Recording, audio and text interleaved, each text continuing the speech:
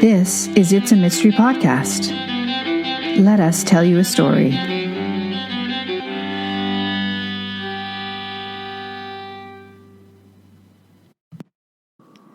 Hello, mystery readers. Welcome to episode 76 of It's a Mystery Podcast.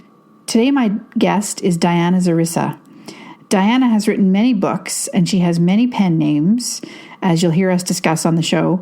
But today, we're focusing on her Aunt Bessie cozy mystery series, which is set on the Isle of Man.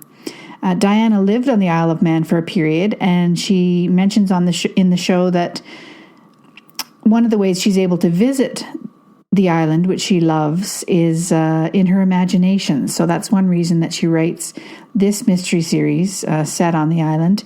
She has another one as well, which you'll hear us refer to. And yeah, it's just a lovely interview. She does a great reading of chapter 1 from the first book in the Aunt Bessie Cozy Mystery series. So it's a really great introduction to that series if you're not familiar with it. So I think you'll enjoy that. And then for a personal update from me, a couple of things have occurred to me. One is I spent last weekend in my closet. So I've written a nonfiction book about publishing, self-publishing and writing, and I wanted to take a stab at recording the audiobook. I love doing audio things, obviously. I have this podcast.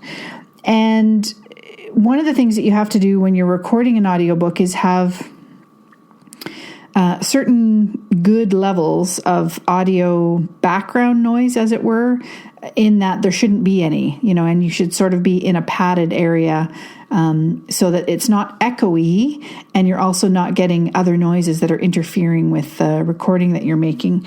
And so I tried one other location.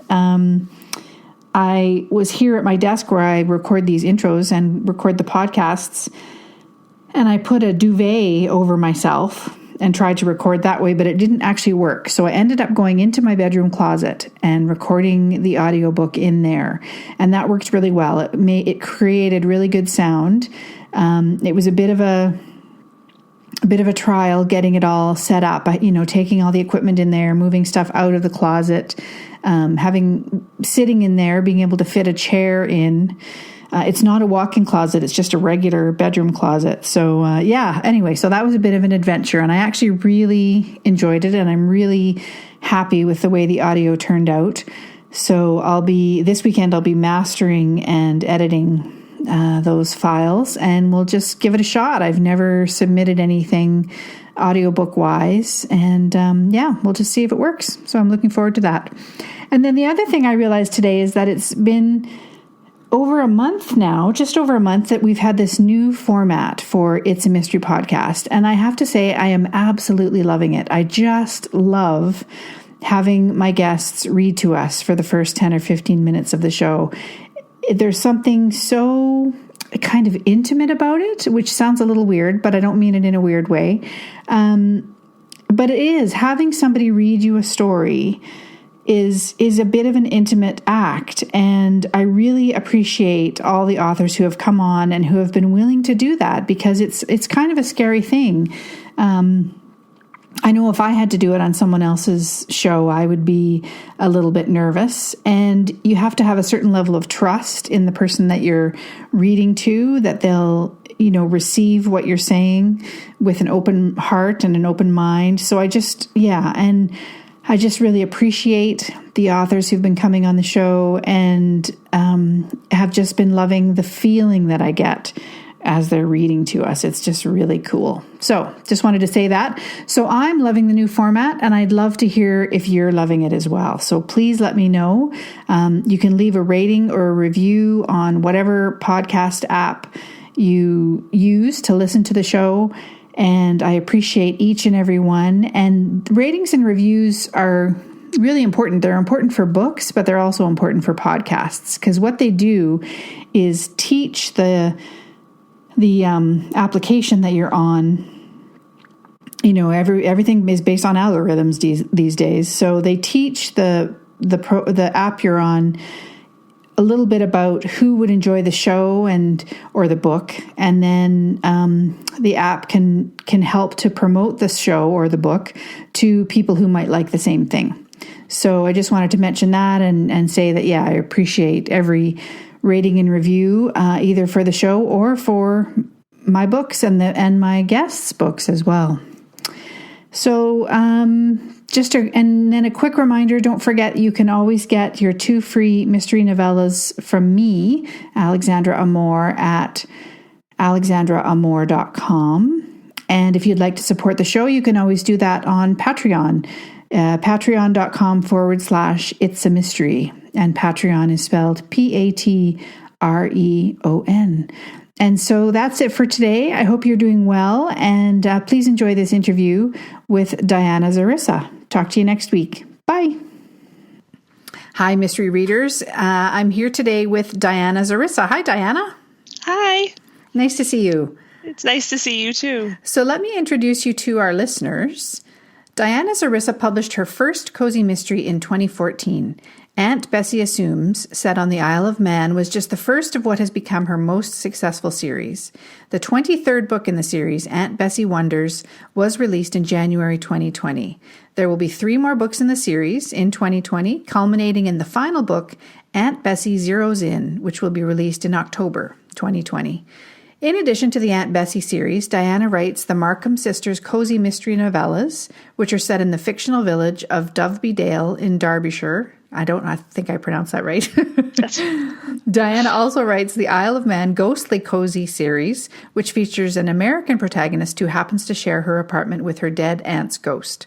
She also writes 2 romance series, one set on the Isle of Man and the other set in a fictional town in the state of New York. You are a busy lady, Diana. I am, and I actually have 2 other pen names that publish sporadically, so yes, exactly. Keeps me out of trouble. Oh, good. Okay. So you're going to read to us today from Aunt Bessie Assumes, which, as we said, was the first in that series. So I'll let you take it away. Thank you. Elizabeth Cubbon, known as Bessie to her friends, rubbed her eyes and checked the clock by her bed. It was 6:06, which meant her internal alarm was a few minutes off today. She frowned as she sat up in bed and pushed back the warm duvet. Slippers in place, she padded over to the window and looked out. The glow from the nearest street lamp gave her just enough light to see the sheets of rain that were falling. She would definitely have the beach to herself this morning. Half an hour later, she was showered and dressed and waiting impatiently for the sky to lighten up a bit. Sunrise, this early in March, was still half an hour away. As rainy and overcast as it was, the sun wasn't going to make much difference, but she waited for it anyway. A hot cup of tea and toast with honey and homemade strawberry jam helped to pass the time as she watched out the window for the sun to come up. At 7:15, when the sun had risen just enough to lift a bit of the gloom, she pulled on her thickest waterproof coat and a pair of Wellington boots. An umbrella would have been useless in the strong wind. Bessie loved walking on the beach, and she wasn't about to let a little rain or wind stop her. It was, however, colder outside than she had realized, and once she stepped out, she decided that today's morning walk was going to be a short one. As usual, she headed straight towards the water. Some distance from the water's edge, she turned right and began her usual stroll towards the line of newer cottages in the distance. Most days she walked as far as the closest cottage before turning back towards home. In the summer, she might walk to the cottages and well beyond. Today she planned to shorten her stroll considerably as the strong wind began to pick up and the rain streamed across her face. In the dim light and pouring rain, she supposed it wasn't surprising that she didn't see the man until she had tripped over him. One look had her turning around and heading for home. Even if she had brought her mobile phone with her on the walk, she couldn't have used it in the heavy rain. She walked as quickly as she could back to her cottage, hurrying faster than she had in many years. She dialed a number she knew well. Laxey Neighborhood Policing, this is Duna. How can I help you? The familiar voice was welcome. Duna only worked the early shift once or twice a week, and Bessie felt fortunate that she was the one who had answered the phone today. Duna, it's Elizabeth Cubbon, she said, suddenly awkward. Bessie, my goodness, aren't we formal on a Monday? Sorry, Duna. Bessie felt flustered. It's just that I've found a body, you see. A body? Duna repeated. What sort of body is that, then? Well, A human one, Bessie answered. A man, probably middle-aged, I would think, although it's hard to tell since he's face down in the sand. And you found him where exactly? He's just lying on the beach. Bessie felt she was explaining herself badly. She took a deep breath and started over. I went out for my morning walk, and I nearly tripped over this man who's lying on the beach. I'm sure he must be dead. It's too cold and wet for anyone to just lie there otherwise. Aye, dead drunk more like it, Duna replied. How many complaints have we had about the folks in the new cottages getting drunk and behaving badly? I don't think anyone's staying at the cottages yet this season. Anyway, I really think he's dead, Bessie told her friend. He's lying face down in the sand, and he didn't move when I shouted at him. I think you'd better send Hugh, and he'd better be quick. The tide is on its way in, and the gulls are circling. I don't suppose you have any guests that could go and stand by the body until Hugh gets there, Duna asked. Someone should keep an eye on it, I suppose. No one stayed over last night, Bessie answered. They usually don't on school nights. Bessie had never married or had children of her own, so she acted as an honorary aunt to every child in the small village of Laxey where she made her home. Her guest room was often occupied on weekends by some angry or unhappy teenager who felt misunderstood by his or her parents. That's a shame. I'm ringing Hugh on his mobile phone now, but it will take him a while to get dressed and get down there. He doesn't usually roll in here until 8:30 or 9.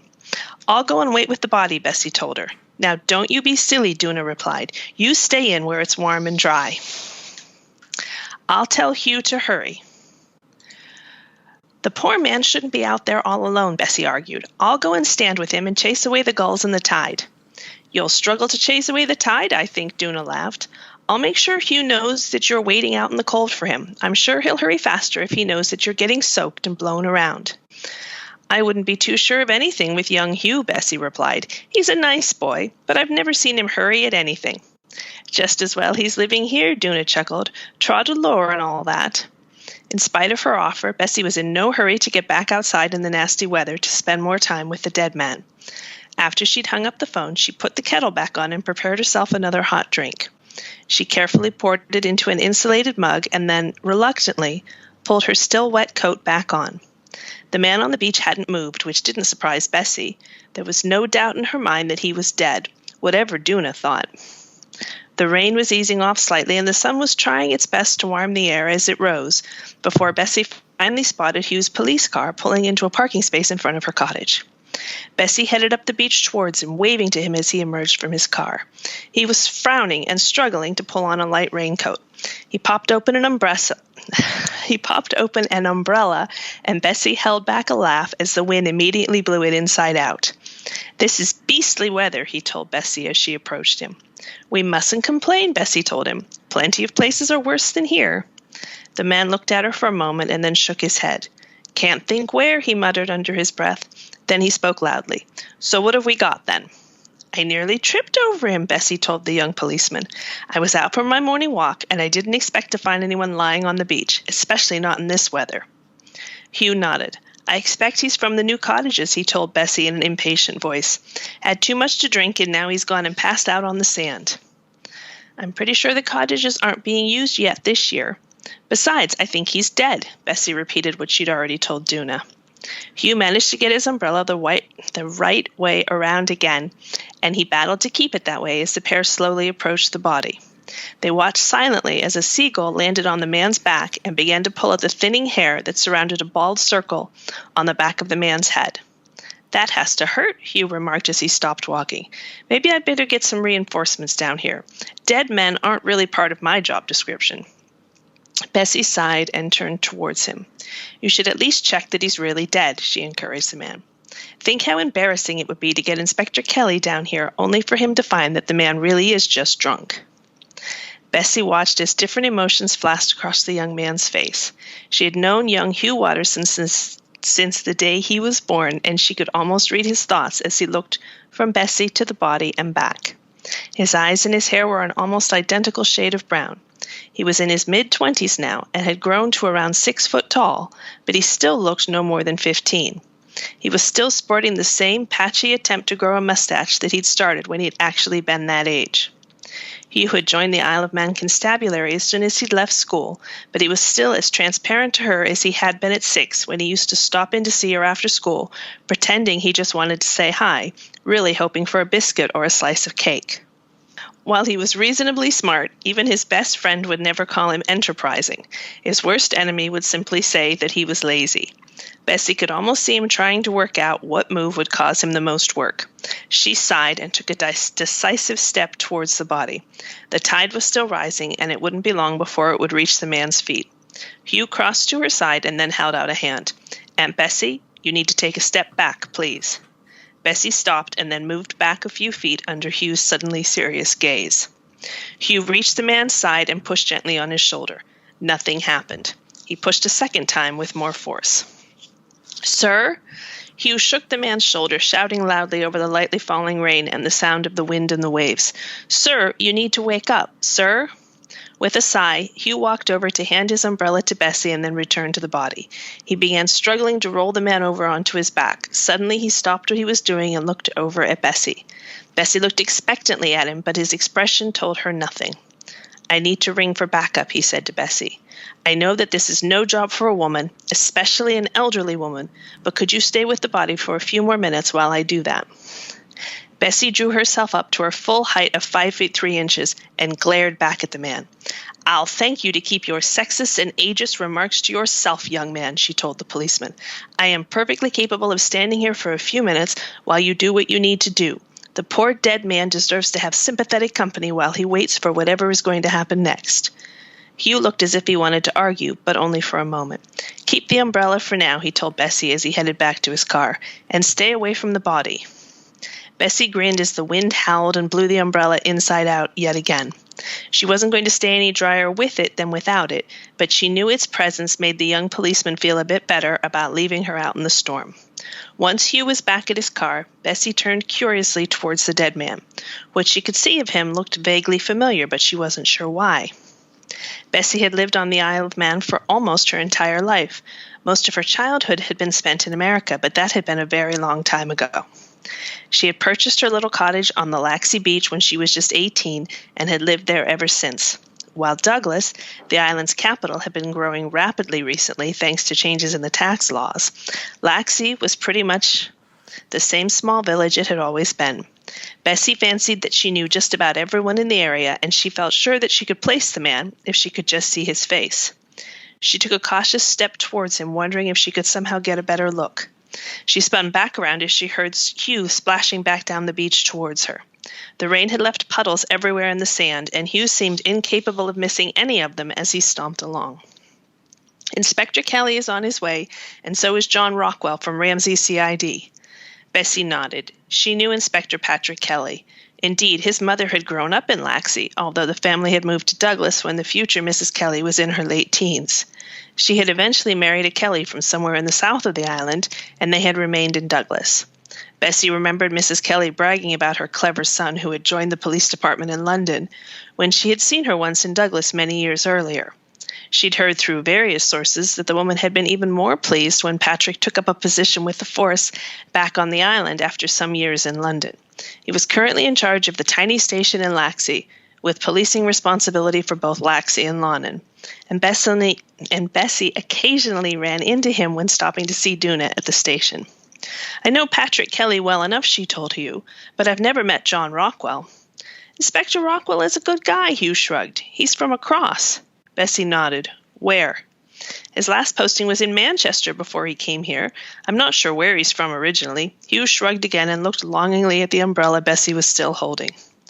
Bessie shuffled closer to the man and tried to hold the badly mangled umbrella at an angle that might offer some protection for both of them.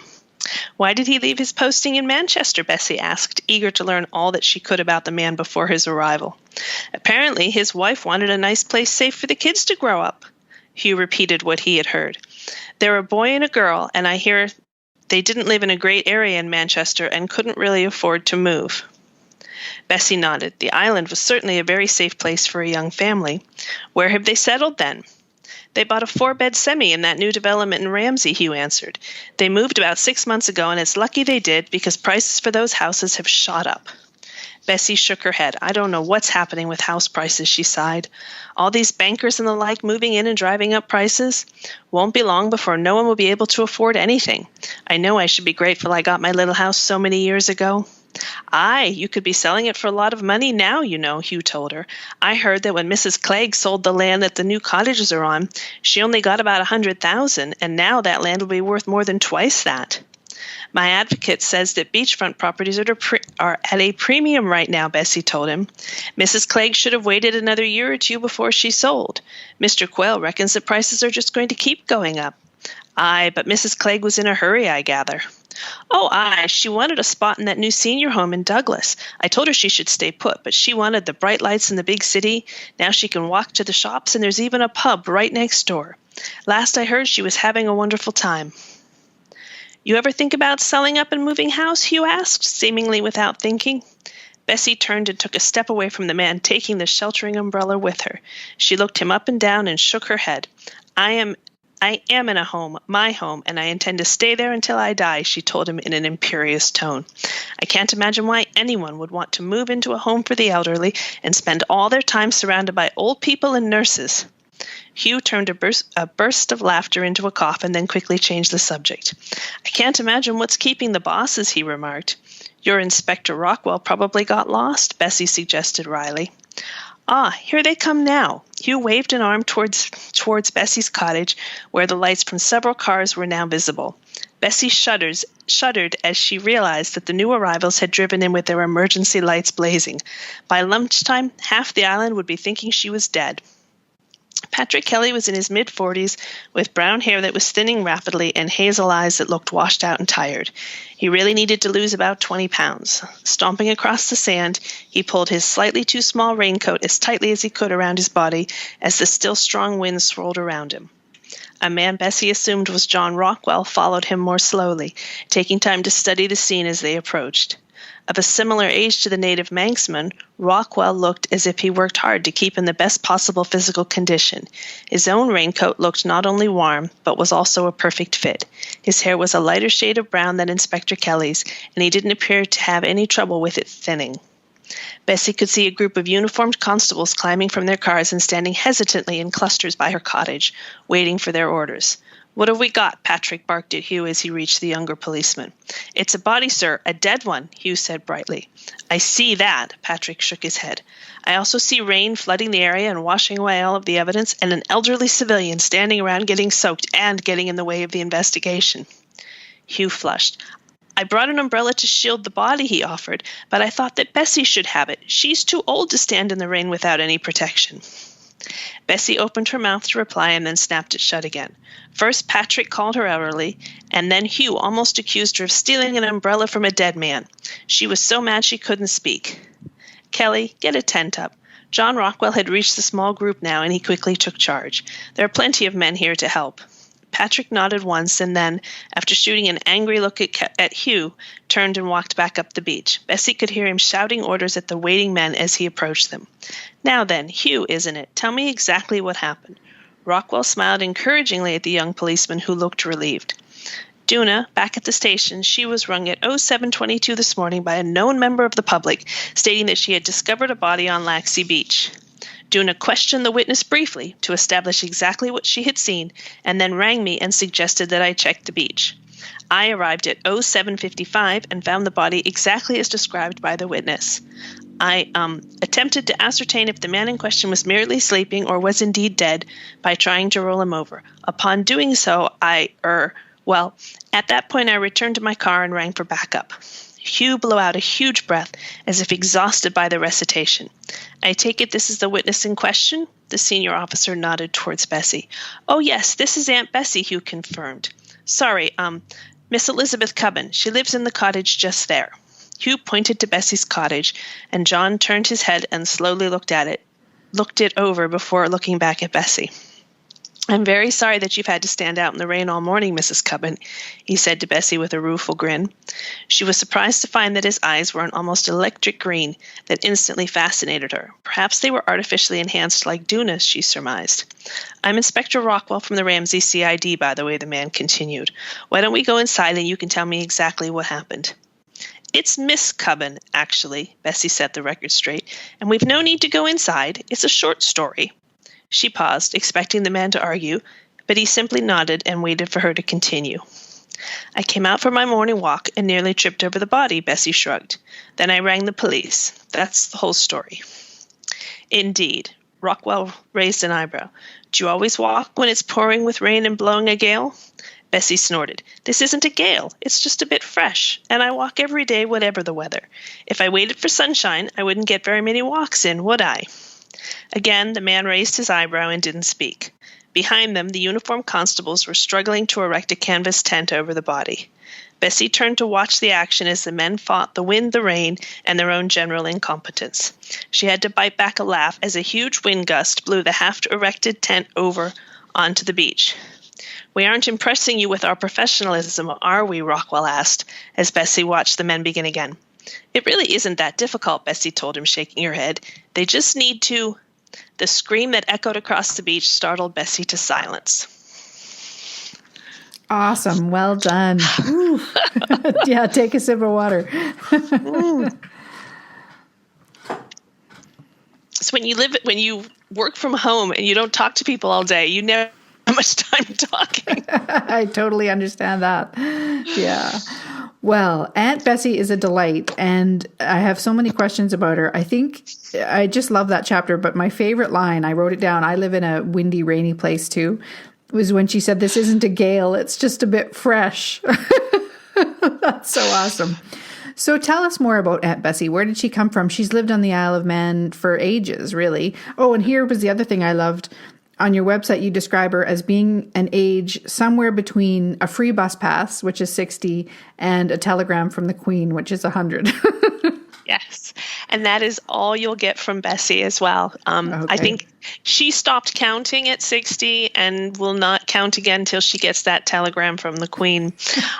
I know exactly how old she is, but I'll never tell. Okay. Yeah, she grew up, it's just kind of a sad story. She grew out of a romance novel that I wrote. It was called Island Inheritance, and she was the source of the inheritance. She had just passed away. And I wrote her whole backstory for this, because all of her family's in America, so the young woman from America came over to sort out the inheritance, and fell in love with a lawyer on the island. And so she learned all about Bessie through talking to this lawyer and his family and all the people that knew Bessie. So I wrote this whole backstory for her, and then I wanted to start a cozy series, and I was like, she would have been perfect if she wasn't dead. Right. So I set the cozy series sort of 15 years before the romance. So the cozy series starts actually in 1998, I believe. I forget. In the very late 90s, it's the same sort of time that I moved to the island, because then I only have to tax my own memory of what we could or couldn't do. So they have mobile phones, but they don't have smartphones and things like that. Yeah. So that's where Bessie came from originally, was that romance novel. And she's a little bit of a mix of my mother-in-law, my grandmother-in-law. My husband is English. So they're English. So my mother-in-law, my grandmother-in-law, and some of the other women that I met when I was first living on the island and starting to understand the differences between the two cultures that on the surface seem similar, but aren't. So meaning the Isle of Man and England, those two cultures? No, meaning the Isle of Man and America. And America. Oh, right. Okay. Yeah. So I was American, I am American. I met my husband when I was living in D.C. and then moved to originally the Derbyshire area, which is why my novella series is set in Derbyshire. And then we moved to the Isle of Man. We were on the Isle of Man for about 10 years. Okay. And you must love it because you have a couple of different series written there. I do love it. It's a very unique place. It's its own country. It has its own government. It has its own set of laws. It has the world's longest continuous running parliament that still meets in the open air once a year. And anyone who has a grievance or an issue can present it to the government in front of everybody. All of the laws are read out in both English and Manx, which is the Celtic tongue that they used to speak. It's fascinating. I did a master's degree in the island's history while I lived there. Oh, wow. And then when I moved back to the U.S., because we're back in the U.S. now, I missed it. And because I couldn't just drop everything and go and visit, I started writing stories set there so I could at least visit it in my imagination. Yeah. And that has just snowballed now into, 26 books in the Bessie series and a lot of other books in other series. Right. Yeah. Yeah, exactly. And speaking of which, so as we're recording this, it's March. There's 23 Aunt Bessie books out. And then we mentioned the 26th will be out later this year. And so why bring the series to a close? I write them alphabetically. Right. So I will get to Z or Z if you prefer. And it's not the end for Bessie, though. Oh, okay. In 2021, I will be starting a new series. Okay. A new series. It's going to have a slightly different focus. It's going to be. I'm not going to say too much because I haven't actually officially announced it yet. But there will be it's going to be a shift in focus. But it's still going to be about Bessie and her friends for the most part. When I started with A, and I said, well, I can write the whole alphabet. That's 26 books. I never actually thought that I would write the whole alphabet. It seemed like a pipe dream at that point. I had several other books. I had half a dozen other books, and all in different series, and nothing was particularly popular. And then the Bessie books sort of caught on, and I found that I didn't want to stop writing about her. She's become family to me. I've been writing about Bessie since 2013. So, yeah. I know her better than most of my friends here in Buffalo, So I'm hoping, I'll do another 26 books. I started with the beginning of the alphabet again with the new series, and we'll see where we go from there. Oh, fascinating. Okay. And Bessie, she never married, and she bought her cottage when she was 18. What did she do for a living? I'm curious. Okay, so that's all part of Bessie's story. Her family moved to America when she was 2. And when she was 17, her parents decided to move back to the Isle of Man. At that point, she was in love with a gentleman called Matthew Saunders. And her parents refused to let her marry him. They didn't know him and they didn't trust him, and she was only 17. Her older sister stayed in the U.S. That's why her whole family's in America. Mm-hmm. So her older sister stayed in the U.S. and got married, and they dragged Bessie kicking and screaming back to the Isle of Man. A couple of months later, she got a letter from Matthew saying, "I'm coming for you."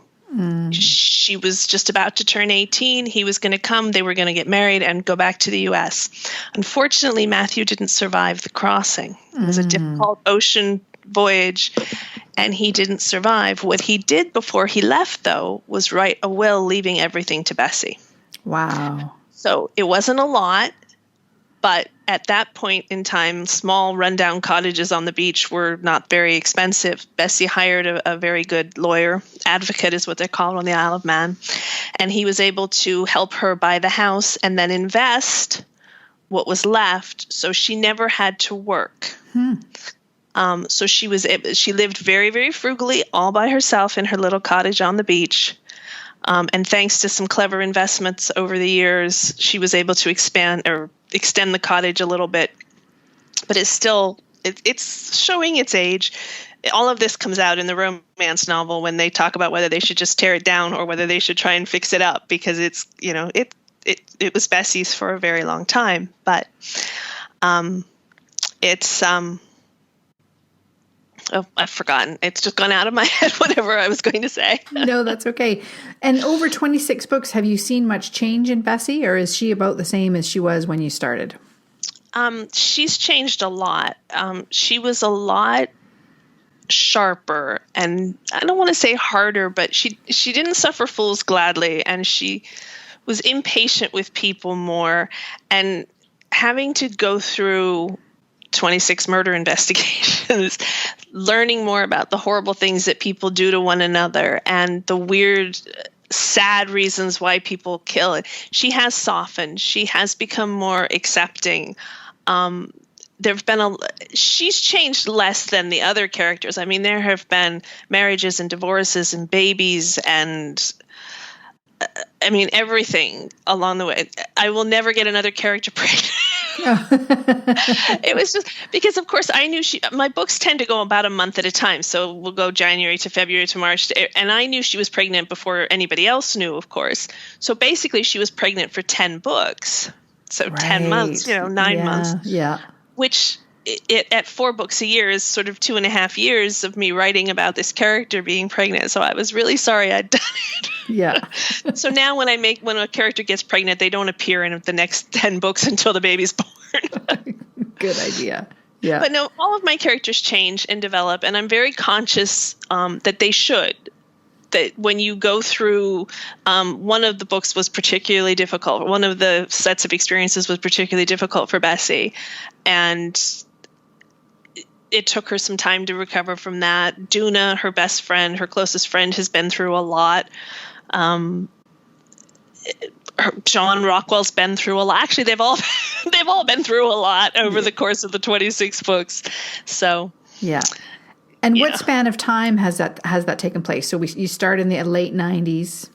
Yeah, we're up to it's about 2.5 years. Oh wow, okay. So we have time for people to get married and divorced and babies, and then the new series starts about 6 months after that. So there's a little bit of a gap between them because the Bessie books are tied to the Markham Sisters books. Okay. And some things happened in the Markham Sisters books that I had to get through. So yes. So there's a little bit of a gap between them, which is nice because it gives Bessie a break from worrying about dead bodies for a little while. Yeah. And so I'm realizing too that the characters intermingle from the different series. They appear in the other books. Okay, got it. Yeah. Because the Markham Sisters and the Bessie books are set sort of 15 years, set in the late 90s, early 2000s, and the Ghostly Cozies started in 2018, I think, 2016 maybe. Sometimes the characters will appear in the Bessie books as younger versions of themselves, or in the Ghostly books as older versions of themselves. So you get little hints as to who's doing what now, sort of, 10, 15, 20 years later. And also you get one of my favorite characters, well, the ghost that lives with Fenella is alive in the Bessie books. She makes an appearance in the Bessie books. So that was really fun to write. Yes. Oh, that's lovely. So one of the things, just before we wind up, I want to touch on your how prolific you are. And we touched a little bit on this at the beginning. We talked about a couple of your mystery series. You also have a YA trilogy as DX Dunn. And then you have some mystery thrillers called the F6 Mystery Thrillers, and that your pen name there is Diana X Dunn. So what do you think the secret is, I guess, to how prolific you are?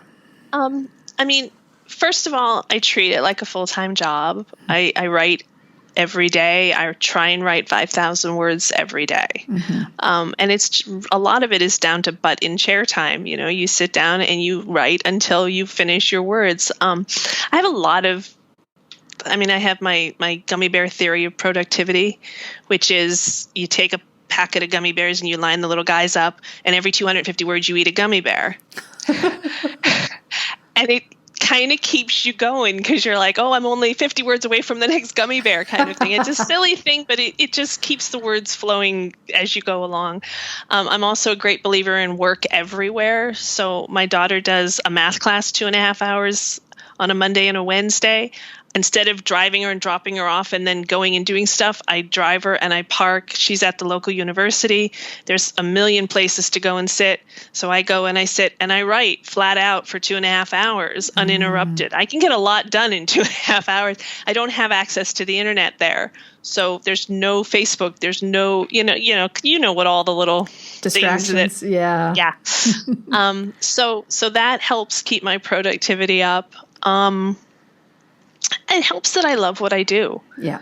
I love telling the stories, and I don't have any trouble coming up with the stories. So one of these days I'm going to run out of ideas, and then I might have a problem. But for right now, I love what I do. So Yeah. And not the editing. That's the yucky part. Yes. Well, this has been amazing, Diana. Thank you so much for chatting with me. And I'm just so fascinated by all the different types of writing that you do and all the different series that you have. So why don't you let everybody know where they can find out more about you and your books? The easiest place to find me is on my website, which is www.dianazarissa.com. And I know you'll have a link to it, so I won't bother spelling it. But, okay, yeah. But I'm also on Facebook as actually under all three pen names, but the Diana Xarissa one is the one that I spend most of my time on, and I'm on there every day chatting with readers, and we talk about everything. We talk about appliances, and we talk about my kids. I talk about my kids all the time. They know more about my kids than my mother sometimes, I think. Except she follows my page, so she catches on. And I'm not really on Twitter. I have a Twitter, but I don't really use it. So those are the best two places to find me. Great. Okay. And so I'll put, like you said, I'll put links to all of that into the show notes. Thank you so much for chatting with me. It's been great. Thank you. I enjoyed it very much. Good. All right. Take care. Bye-bye. Bye-bye. Thank you for listening. You can always find episode show notes and links to the books mentioned on the show at itsamysterypodcast.com. While you're there, you can also grab your copies of 2 free mystery novellas by me, Alexandra Amor. Until next time, happy reading!